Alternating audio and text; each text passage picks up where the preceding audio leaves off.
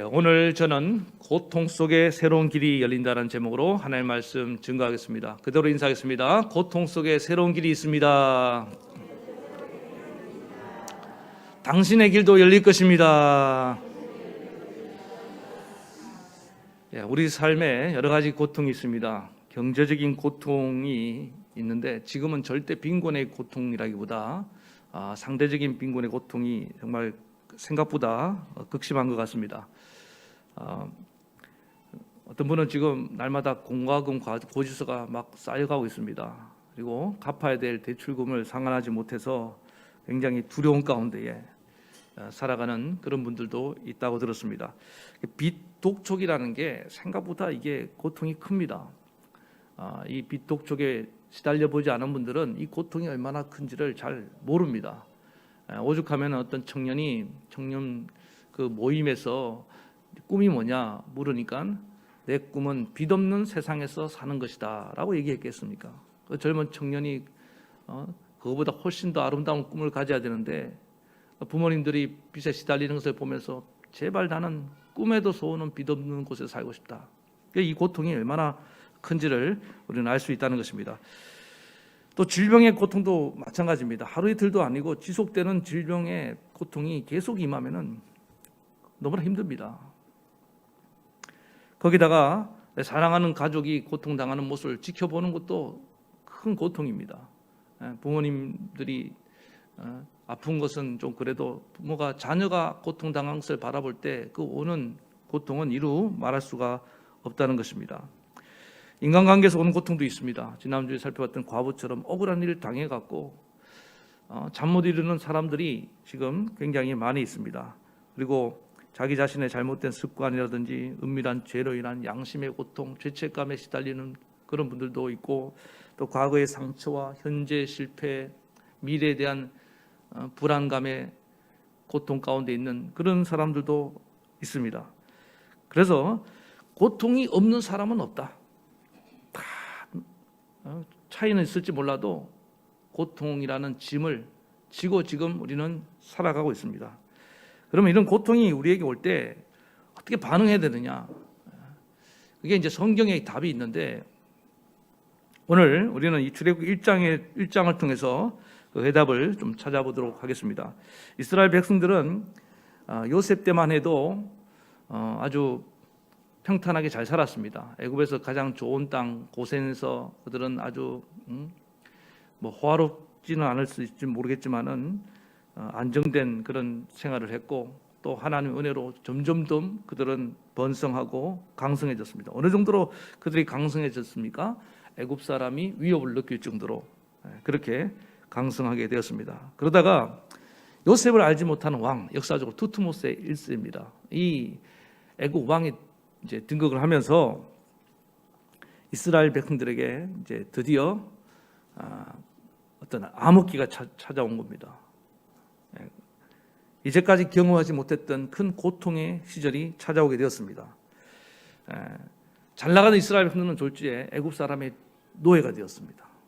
그래서 오늘 여기 본문에 나와 있지만은 그 엄청난 노동을 시키고 벽돌 흙 이기기, 벽돌 굽는 거, 모든 중노동을 다 시켰다고 보면 됩니다. 농사일까지. 원래 이스라엘 백성들은 목축업을 주업을 하기 때문에 양 키우고 소 키우고 이런 일을 하면서 살았는데, 애굽 사람이 하던 농사일까지, 가장 하층민이 했던 농사일까지도 맡겼으니 얼마나 이 일이 고됐겠습니까?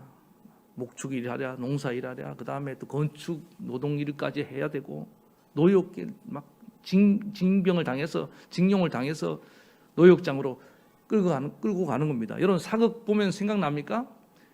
막 백성들을 징발해갖고 강제 노역에 동원하는 장면들, 그걸 생각하면 됩니다. 그런 고통이 찾아왔습니다. 그럴 때 그들은 물을 수밖에 없었다는 것입니다. 왜 이런 고통이 우리 민족에게 찾아왔는가? 그동안 우리는 참 잘 먹고 잘 살았는데, 나름대로 남의 나라지만 여기서 정착을 잘해서 우리 자손들이 이렇게 번성하면서 잘 살았는데 왜 이런 고통이 찾아왔는가? 여러분, 사람이 어떤 고통을 당하면은 항상 우리 인간은 의미적 존재이기 때문에 묻게 되어 있습니다. Why me? 왜?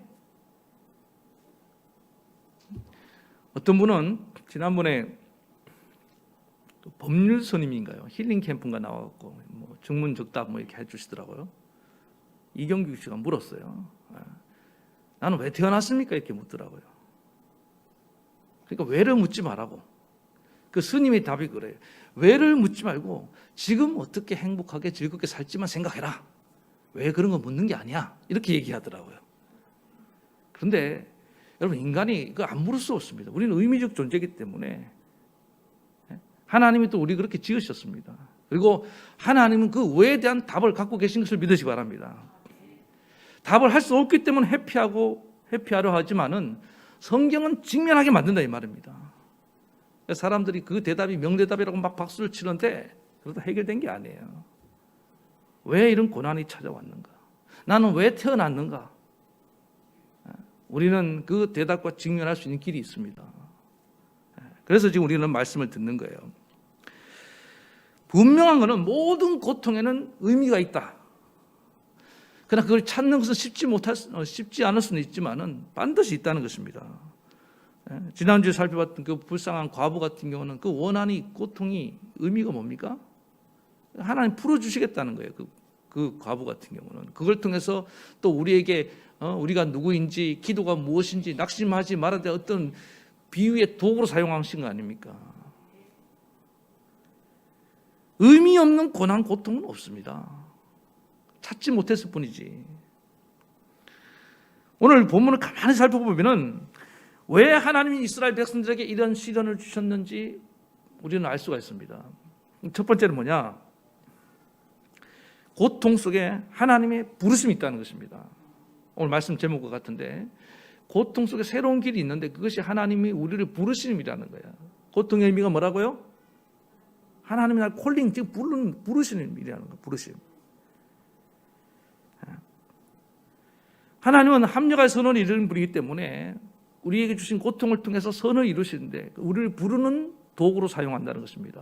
그러니까 C.S. 루이스가 고난은 하나님의 메가폰이다라는 얘기를 했습니다. 기먹은 세상을 향한 하나님의 메가폰. 잘 안 들리니까 지금 우리가 앰프를 사용해서 제 목소리를 여러분에게 전달하지 않습니까? 잘 들립니까? 귀가 좋으시네요. 이 앰프로 마이크로 들리는 소리도 안 들리는 분들은 참 빨리 병원 가셔야 돼. 그러니까 하나님이 우리가 귀가 어두워서 사오정 마냥 잘 못 듣는단 말이에요. 하나님의 음성을. 그러니까 어떤 방법을 사용하시냐? 고통이라는 방법을 통해서 하나님이 우리의 귀를 열어주신다는 겁니다. 여러분, 실제로 고통을 당하면은, 고난을 당하면은 여러분 귀가 예민해지던가요? 둔해지던가요? 지금 예를 들어서 실직을 한 분이 있어요. 예를 들어 또 떨어졌다고 취업에 실패했어요. 장가를 못 가고 있어요. 내가 지금 결혼도 하고 취업도 하고 잘 나가는 상태에서는 누가 뭐라 해도 별로 예민하게 반응 안 합니다. 그런데 일이 뜻대로 안 되는 사람은요, 누가 지나가면서 하는 말도 다 가슴에 꽂혀갖고 상처를 받습니다. 그게 왜 그래요? 이 귀가 예민해졌다는 거예요. 자, 그래서 고통은 왜 고통을 당하면은 하나님 말씀이 잘 들려오냐? 내가 예민해지는 겁니다. 하나님이 그걸 노린 거예요. 하나님 말씀이 커졌다기보다 내가 들을 수 있는 그런 감각이 살아나서 들을 귀가 이제 가지게 되는 겁니다. 그래서 이스라엘 백성들을 향한 하나님의 부르심이 이전부터 계속 있었는데 이스라엘 백성들은 그걸 잊어버린 겁니다. 이스라엘 백성들은 하나님의 백성을 믿습니까? 그런데 그들이 누구를 섬기고 있습니까? 바로 왕을 섬기면서 살아가고 있는, 바로의 가축을 지금 이렇게 돌보고 바로에게 공물을 바치고 바로의 집을 짓고 애굽을 섬기면서 살아가고 있는 겁니다. 하나님은 아니다는 거예요. 너희는 나의 백성이고 나를 섬기는 내가 너희의 왕이 되고 너희 하나님이 되길 원한다. 그 부르심이 고통 가운데 임하게 된 겁니다. 만약에 이스라엘 백성들이 지금처럼 계속해서 애굽에서 계속 번영하고 잘 나갔다면 애굽을 떠날 생각을 했겠습니까? 떠나고 싶지 않습니다. 말이 430년이지 여러분 조선왕조 500년입니다. 이 긴 세월 동안에 그들은 거의 이제 애굽화 됐다고 보시면 됩니다.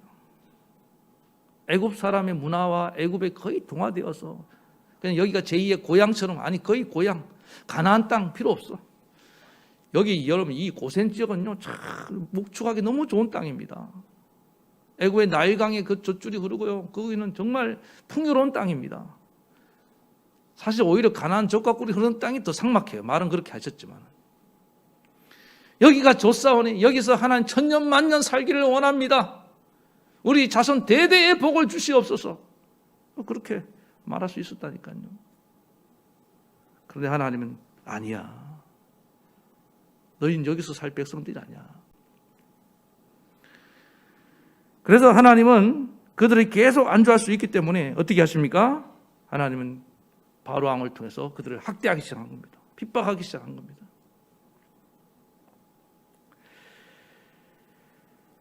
어느 정도로 핍박을 했냐? 거기 뭡니까? 뭐 성을 짓고 그 다음에 여러 가지 이제 노역을 받게 됐는데, 근데 처음에는 그들이 이런 고통을 당할수록 오늘 성경이 뭐라고 말씀하고 있습니까?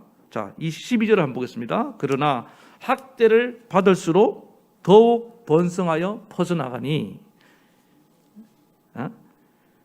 애굽 사람이 이스라엘 자손을 말미암아 근심하니라. 이 설명 안 되는 일이 났어요. 이스라엘 백성들이 얼마나 생명력이 강했는지, 아니 막 핍박을 하는데 들불처럼 팍 일어나는 거예요. 이게 모순이죠. 핍박이 있는데 더 번성하니까. 이게 누구의 은혜입니까? 하나님이 은혜를 주시니까. 그러니까 이스라엘 백성들은 더 기고만장해서 그렇지, 이 정도 핍박을 우리가 이겨낼 수 있어. 그리고 우리는 여기서 사는 게 맞아. 이것이 하나님 뜻이야. 그러면서 그들이 더 안주하려고 하는 그 찰나에 하나님께서 그게 아닌데 어떻게 하신 겁니까? 더 가혹한, 더 센 핍박을 주신 거예요. 바로를 통해서. 어떻게 합니까?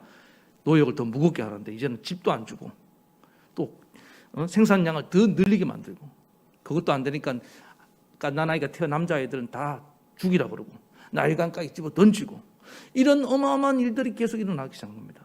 그래서 이스라엘 백성들이 이건 아닌가벼, 이건 아니야, 이건 아니지, 이건 견딜 수 없다. 그래서 한마디로 어떻게 만듭니까? 지긋지긋하게 만든 겁니다. 더 이상 못 살겠다, 이대로 살 수 없다. 그래서 하나님은 뭐냐면 더 이상 참을 수 없는 그 극한 상황까지 몰아가서 하나님은 그들로 하여금 새로운 길을 준비하셨는데, 그게 뭡니까? 출애굽이라는 새로운 길을 준비하신 것입니다. 인생이라는 게 내 뜻대로 안 됩니다. 어떤 때는 불만이 막 쌓여가요. 고통이 막 가중됩니다. 그럴 때 계속 오래되는 그 고통 가운데 여러분 생각해 봐야 됩니다. 여기에 하나님이 새로운 길로 나를 이끄시는 것이 아닌가, 새로운 부르심이 있지 않는가. 제가 한 사람 예를 드리겠습니다. 빈센트 반 고흐라는 유명한 인상파 화가가 있죠. 고흐 그림은 교과서에도 나오고 요즘 뭐 전자제품에도 막 이렇게 나오더라고요. 워낙 유명한 사람, 화가인데, 고흐 아시죠? 원사님도 아시죠? 네. 자, 이제 이분을 제가 조사해 보니까 목사의 아들로 태어났어요. 원래 이분이 아버지를 통해서 자기도 이제 목사가 이어서 목사가 되려고 했습니다. 그래서 신학교를 갔습니다. 신학교를 갔는데 마음이 편치가 않는 거예요. 그래서 이거는 또 이제 극복해야 될 문제인가 보다 하고 열심히 공부를 했는데 성적도 안 나오고 계속 그렇게 이제 노력을 하기 시작했습니다. 그런데 열심히 공부를 하고 또 이걸 극복하려고 노력을 하면 할수록 마음이 더 불편해지는 거예요. 평안이 없는 거예요. 자, 여러분 감이 옵니까? 이럴 때는 다른 부르심이 있는 겁니다. 그러나 어느 날 이제 기도를 하면서 생각을 해보니까 자기가 27살 때, 신학을 상당히 늦게 간 것 같아요. 27살 때 화가가 되겠다는 그런 꿈을 가진 것이 생각이 났습니다. 그리고 하나님이 나를 화가로 불렀지 나를 이렇게 목회자로 부르심이 아니구나, 그걸 깨달았어요. 다행이죠. 그리고 간절히 기도하면서 확신이 들었습니다.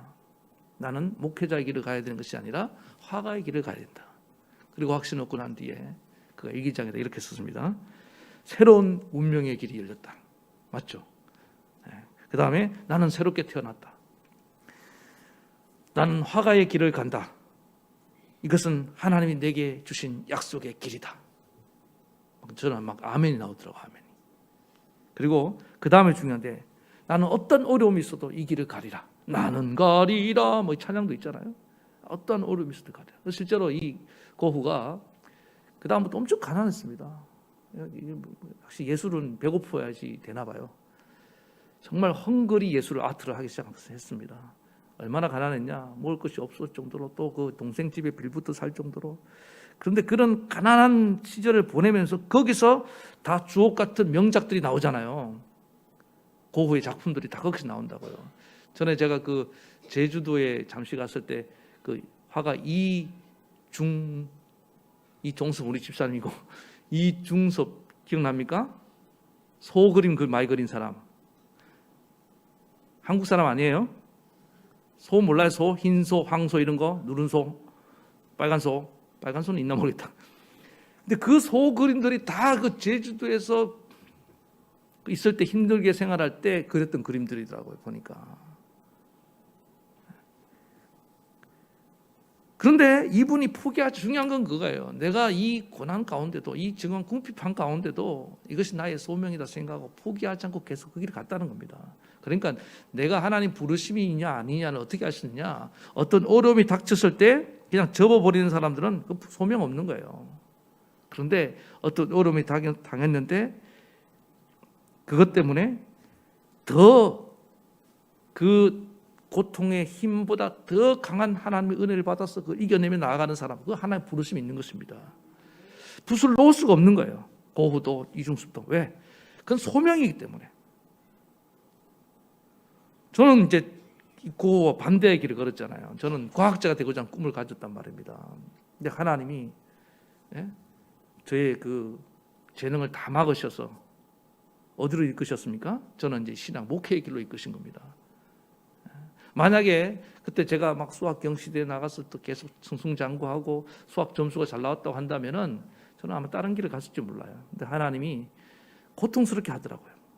이게 중학교 때까지만 해도 탑 클래스에 있다가 고등학교 가서 중반 이하로 성적이 떨어지면요, 여기 학생들, 자녀들, 이 충격은 거의 상상을 초월합니다. 살고 싶지가 않아요. 그러니까 그때 인생의 고뇌에 빠지게 되고 기도하게 되고 하나님을 만나게 되고 하나님의 음성을 듣게 된 걸 믿으시기 바랍니다. 그 좌절의 늪에서 기도하면서 하나님 왜 나를 이렇게 시련을 주시나이까. 여러분, 높은 곳에서 떨어진 사람은 충격이 더 큽니다. 견딜 수가 없어요. 자존심이 상해서요. 그런데 그 하나님이 지나가는 목사님이 말 한마디로, 야, 너 신학교를 한번 가보지. 아주 성의 없이 얘기를 했습니다. 그러나 저는 그게 하나님의 음성을 들렸다니까요. 왜? 저는 밑바닥에 있었기 때문에, 고통 가운데 있었기 때문에, 자존심이 다 무너진 그 고통 가운데 들려오는 하나님의 소리를 들렸기 때문에, 아, 하나님 나를 부르시는 것보다 저는 목회할 마음이 없었습니다, 원래. 그런데 하나님이 그때부터 제 방향을 완전히 틀어갖고 여기까지 오게 하신 걸 믿으시기 바랍니다. 그러면서 저 여기까지 오면서 고난이 저도 왜 없었겠습니까? 그런데 그때마다 하나님이 더 큰 힘을 주셔서 이겨내게 만드시더라는 거예요. 소명이 좀 있습니다. 그래서 여러분, 우리가 만약에 이 반고흐가 별 생각 없이 계속 신학을 했다고 한다면은 우리는 이 인류 역사상 위대한 화가를 경험하지 못했을 것입니다. 고흐의 그림을 몰랐을 거예요. 그 다음에 또 소명의식도 없이 목회를 하면서 그 많은 성도님들은 무슨 죄예요? 얼마나 고통을 당했겠습니까? 본인도 괴롭지만. 그렇지 않아요? 그래서 중요한 건 뭐냐면 우리는 다 한 번뿐인 이 인생, 하나님 부르심의 길로 가야 되는 줄로 믿습니다. 그렇지 않으면 나도 힘들고 너도 힘들고 모두를 괴롭게 만드는 자가 되는 겁니다. 사실은 이스라엘 백성들이 빨리 나가줘야 됩니다. 아멘? 그게 애굽을 도와주는 길입니다. 그죠? 안 나가고 버티면 버틸수록 나중에 어떻게 됩니까? 애굽이 엄청 두들겨 맞잖아요. 그렇지 않아요? 뭐 나가기 싫어서 안 나갔습니까? 목사님 바로 안 보내주죠. 그럼 맞아요. 맞는데, 그러니까 우리가 믿는 우리가 하나님이 주신 소명의 길로 잘 가는 것이 여러분 주변을 복되게 하는 것을 믿으시기 바랍니다. 가야 되는 겁니다. 그래서 내 인생에 고통이 찾아올 때 아브라함도 보세요. 정말 장남이 돼갖고 자기 부인이 아기를 못 낳았을 때 정말 이건 자존심이 상하는 겁니다. 동생들은 아기 다 낳았는데 말이야. 나는 못 낳고 있을 수가 없는 겁니다. 여러분, 어떤 사람의 하나의 그 자존심의 문제가요, 쉬운 문제가 아닙니다. 목사님, 저는 너무 자존심이 상합니다. 없는 것도 없는 거지만, 우리 자녀가 안 되는 것도 안 되는 거지만은 내가 장남인데 이게 너무 자존심이 용납을 못합니다. 고통이죠, 고통. 그럴 때 우리는 무엇을 기억해야 됩니까? 아브라함을 부르신 것처럼 하나님 나를 부르시고 계시는구나. 그 부르심을 듣기 바랍니다. 고통 가운데 아브라함을 불러서 너는 아브라함이 하나님 부르심을 받고 어떻게 됐습니까? 단순히 그가 저 가나안 땅을 향해 갔다, 이것도 중요하지만 하나님의 더 큰 그림은 뭐냐? 너는 장차 복의 근원이 될지라. 믿음의 조상이 되는 그런 영광을 주시기 위해서 부르는 것입니다. 나중에 아브라함의 그 치욕스러운 것들이 다 뭐로 바뀝니까? 영광이 된 걸 믿으시기 바랍니다. 과거에 그런 악이 못 났던 자기의 감추고 싶은 과거가 이제는 뭐가 됐습니까? 하나님의 영광을 나타내는 그런 기회가 된 거 아닙니까? 부르심으로 가면요, 과거가 다 재해석이 되고 축복으로 바뀌는 것입니다.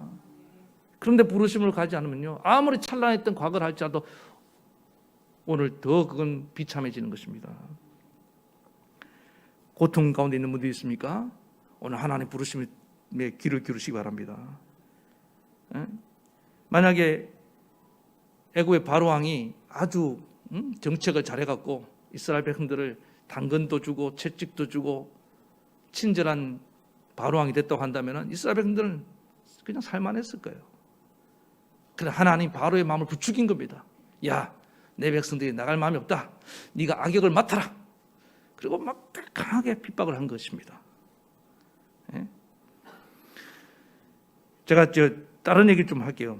제가 우리 어르신들도 계시기 때문에 저는 이제 메시지를 좀 젊은 사람들 맞추려고 노력합니다만은, 자, 어르신들, 특히 여자분들이 중년 이상이 되면 어떻습니까? 중년의 나이가 정확히 언제라고 단정 지을 수는 없지만은 본인이 스스로 중년이라고 생각하면 중년입니다. 그런데 사실 이제 중년이 되면 어떻습니까? 그 젊을 때는 남자들 시선을 막 부담스럽게 여겼던 그런 여자분들이 이제 남자들의 시선으로부터 자유할 수 있게 되잖아요. 그렇지 않습니까? 몸빼 바지를 입고 나가도 아무런 꺼리낌이 없어요. 그럼 중년이에요. 그런데 나는 아직도 투피스를 입고 나가야 된다. 그분은 아직 중년이 아닙니다. 제가 이제 중년의 기준을 정해드렸어요. 근데 젊은이라도 몸빼 바지 입고 막 돌아다니면 그 중년이에요. 외모에 신경 안 쓰는 이상 그 중년인데, 그럼 생각해보세요. 왜 하나님이 나를 이렇게 몸도 이제 주름살도 생기고 피부도 막 쭈글쭈글하게 만들고 몸매도 이제 원통으로 바꿔가 주시고 그렇게 하시냐 이 말이에요. 그거는 뭐냐 하면은 이제 더 이상 그 사람들 신경 안 쓰고 시선을 신경 안 쓰고 너는 내 일만 해라. 주님이 일하기 좋은 상태로 만들어 주신 걸 믿으시기 바랍니다. 만약에 나이가 들어도 계속 여성적인 매력이 넘치는 40대까지는 몰라도 50, 60이 됐는데도 몸매가 S라인이고 또 얼굴이 V라인이니까 있잖아요. 그지? V라인 탱글탱글하고 피부가, 그러면은 생각해보세요. 내가 지금 나이가 손주 볼 나이인데 손주 같은 젊은이가 와갖고 아가씨 나랑 데이트 한번 해서 이러면 되겠어요? 여러분들 해당 사항 없으니까 너무 고민하지 마시기 바랍니다. 그러면은 되겠냐고요. 이게 말이 안 되잖아요. 그러니까 하나님이, 제가 왜 이 말씀을 드리냐면은 우리는 세월이 갈수록 나이 들매 장사가 없습니다. 그런데 이 나이를 들게 하는 것이 때로는 어떤 분에게 너무 고통으로 다가오기 때문에 하는 얘기입니다. 그걸 자연스러움으로 받아들이고 하나님의 축복으로 받아들이는 분들은 그 육신의 나이 들림과 연약해짐에 따라서 뭘 가집니까? 천국의 소망이 더 절실해지고 또 영적으로 더 깊어지는데 관심을 갖게 되는 좀 있습니다. 그렇게 하라고 내면의 아름다움을 추구하고 영적인 세계를 추구하라고 육신의 후패함을 주시는데, 그걸 괴로워서 이거 제가 우리 아파트에 보면요, 한 60대 진 분이 있는데 헬스를 얼마나 열심히 몸을 하는지 몰라요. 건강을 위해서 하는 거 이상이 제가 좀 모습이 보이기 때문에. 안타까운 마음이 들더라고요. 운동을 열심히 하는 건 좋지만은 육체의 아름다움을 위해서 계속 그렇게 추구할 나이가 아니라 이 말입니다. 그때는 어디로 가야 됩니까? 내면의 아름다움으로 가야 됩니다. 아멘? 우리 어르신들만 아멘? 중년들만 아멘? 네, 그걸로 가야 됩니다. 저 영원한 세계를 추구하며 나아가야 될 때라는 거예요. 얼마나 감사합니까? 더 이상 유혹도 없고. 근데 계속 육신의 몸매를 가꾸고 육신의 아름다움을 추구한 사람은 그놈의 유혹이 끊이지 않아요. 그게 좋은 게 아니라는 거예요. 그러니까 이 육신의 고통 가운데도 뭘 발견해야 됩니까? 하나님의 부르심. 나를 지금 어디로 부르시는가?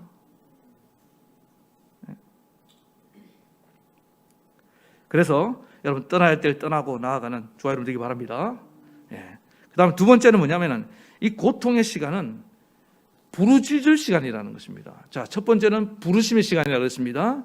두 번째는 무슨 시간이라고요? 부르짖는 시간입니다. 기도의 시간입니다. 이스라엘 백성들은 고통 중에 부르짖었습니다. 자, 23절 같이 2장 23절 같이 보겠습니다. 여러 해 후에 애굽 왕은 죽었고 이스라엘 자손은 고된 노동으로 말미암아 탄식하며 뭐하니? 부르짖으니 그 고된 노동으로 말미암아 부르짖는 소리가 누구에게? 하나님께 상달된지라. 하나님이 그들의 고통 소리를 들으시고 하나님이 아브라함과 이삭과 야곱에게 세운 그들의 언약을 기억하사 그 다음에 하나님이 이스라엘 자손을 돌보셨고 하나님 그들을 기억하셨더라. 이스라엘 백성들의 부르짖음은 잘 보세요. 의미 없는 부르짖음이 아니었습니다. 허공을 치는 부르짖음이 아니었습니다. 그 부르짖음 하나님이 듣고 계신 걸 믿으시기 바랍니다. 하나님이 자녀의 부르짖음 반드시 하나님이 들으십니다. 하나님이 들으시고 뭘 기억하셨냐? 아브라함과 하신 약속을 기억하셨다는 겁니다. 하나님 잊어버렸다는 뜻이 아닙니다. 이제 이것은 하나님이 일하실 때가 되었다는 것입니다. 이 약속을 이룰 때가 됐다는 거예요. 그래서 그 출애굽기 3장 7절에 가면은 내가 부르짖음을 듣고 그 근심을 알고 내가 찾아가서 애굽의 손에서 그들을 건져낸다고 말씀하고 계시는 것입니다. 하나님의 때가 언제 이루어지느냐? 우리는 잘 모릅니다. 그러나 우리가 알 수 있는 징조가 있는데 그게 뭐냐? 하나님의 백성들이 고통 가운데 부르짖을 때가 됐을 때 하나님의 구원의 때라는 거예요. 저는 제가 목회를 하면서 우리 성도님들이 이제 뭔가 이루어질 때가 되는지 안지 어떻게 안지 압니까? 기도하는 모습 보면 알아요.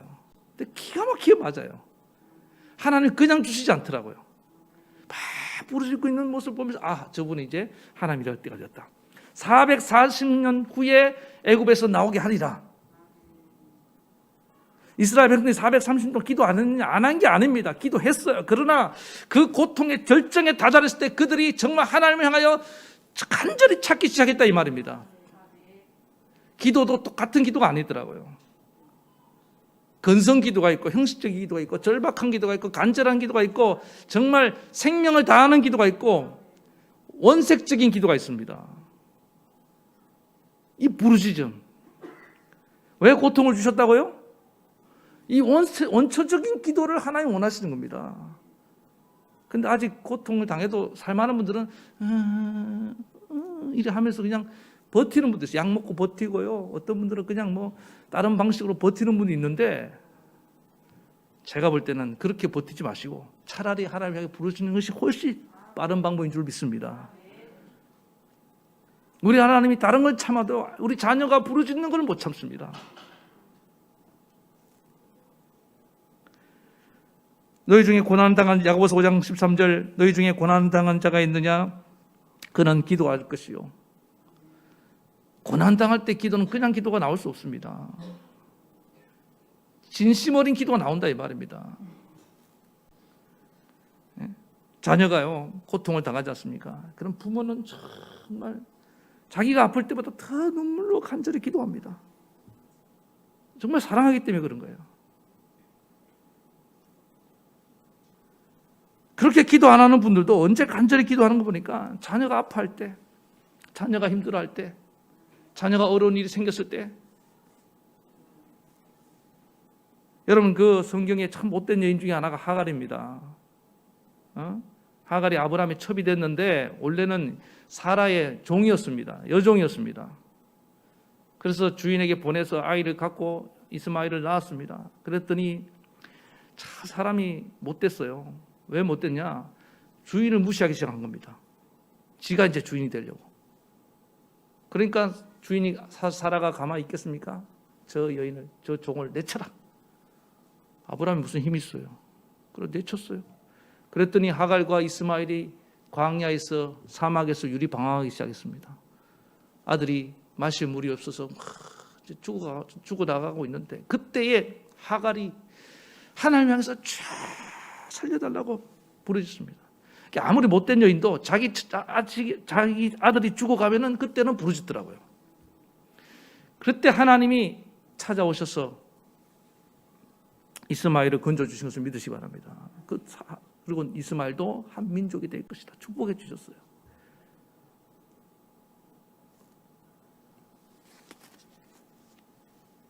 이렇게 못된 여인도 기도하니까 부르짖으니까 하나님이 은혜를 베풀어 주신 분입니다. 하물며 우리 하나님의 자녀가 부르짖으면 안 들으시겠습니까? 들으신 줄 믿습니다. 예. 예레미야 33장 3절 제가 제일 좋아하는 말, 제 신조가 되는 말씀이라고 했지 않습니까? 너는 내게 부르짖으라 내가 네게 응답하겠고 내가 알지 못하는 크고 비밀한 일을 내게 보이리라.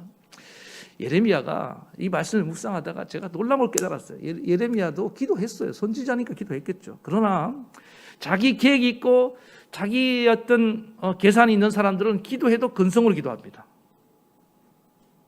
여러분도 다 기도하시잖아요. 밥 먹을 때 기도하시죠? 다른 때 기도 안 해도 밥 먹을 때 식기도는 한다는 말입니다. 그런데 예레미야도 지금 이 어려운 상황 기도했어요. 그런데 하나님 왜 또 그 기도하는 예레미야에게 부르짖으라고 말씀하시냐 이 말이에요. 그러니까 이게 무슨 얘기냐? 그 기도 갖고 안 된다는 거예요. 너의 계산과 생각을 다 내려놓고 오직 나만 보고 기도할 수 없겠니? 나만 바라볼 수 없겠니? 그 얘기입니다. 그럴 때 네가 알지 못하는, 네가 생각하고 있는 그런 일이 아니야. 네가 알지 못하는 크고 비밀한 일을 내가 보이리라.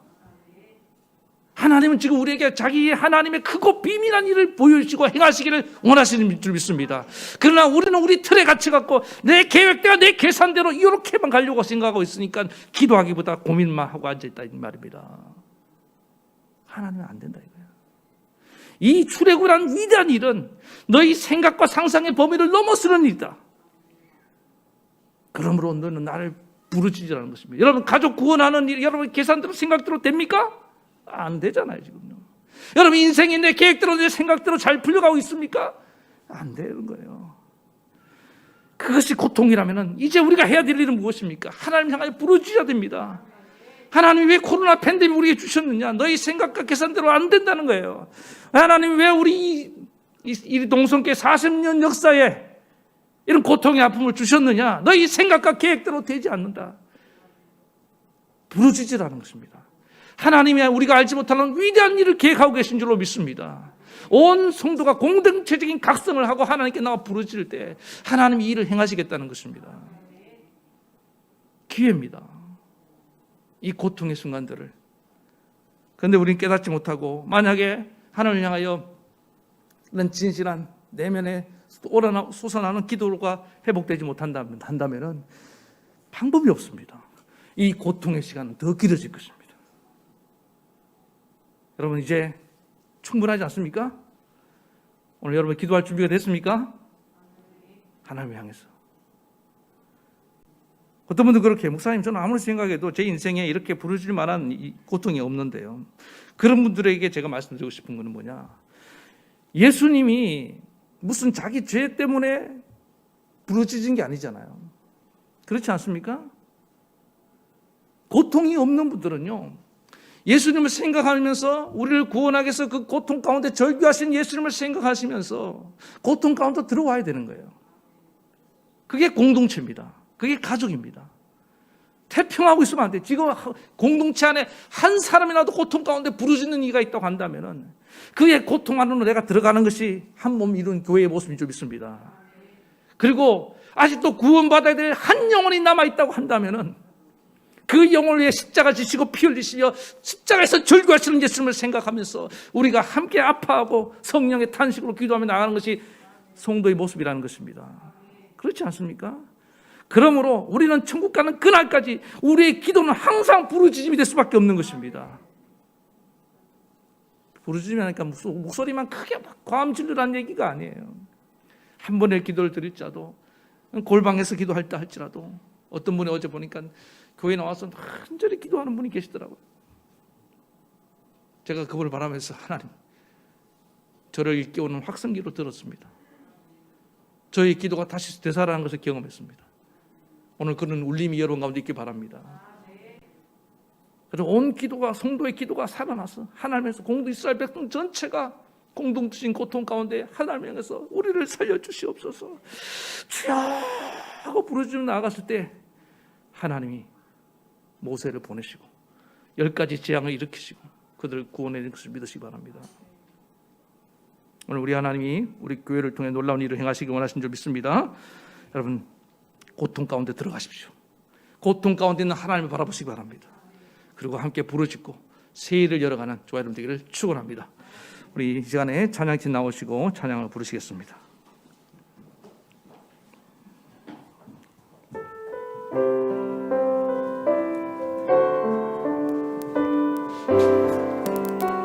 하나님께로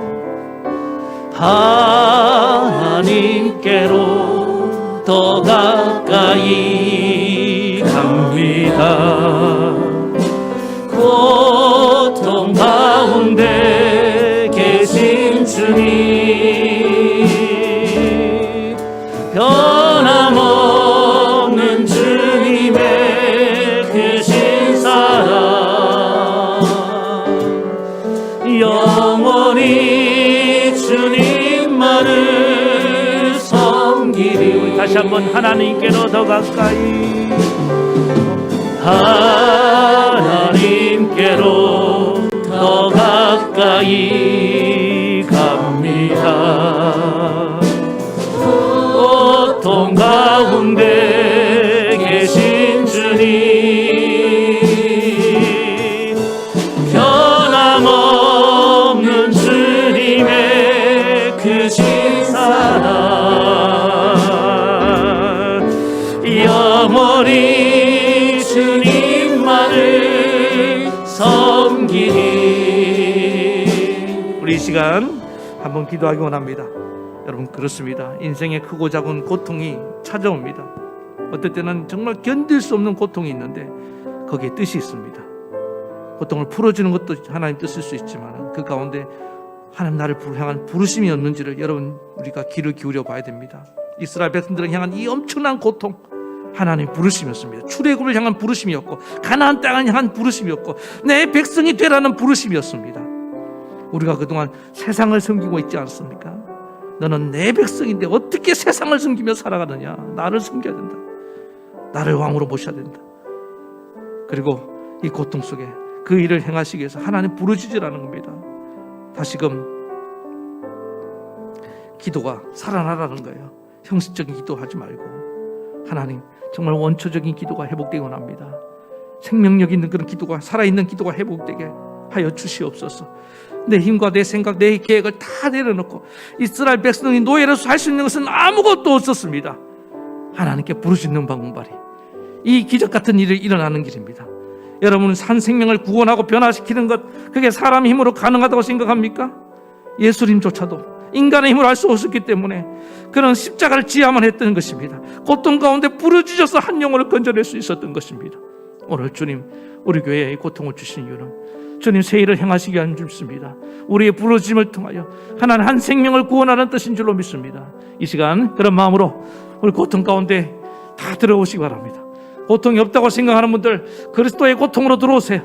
그리고 이 시간에 간절하게 우리 주님 크게 한번 부르짖고 기도하며 나아가시겠습니다. 주여,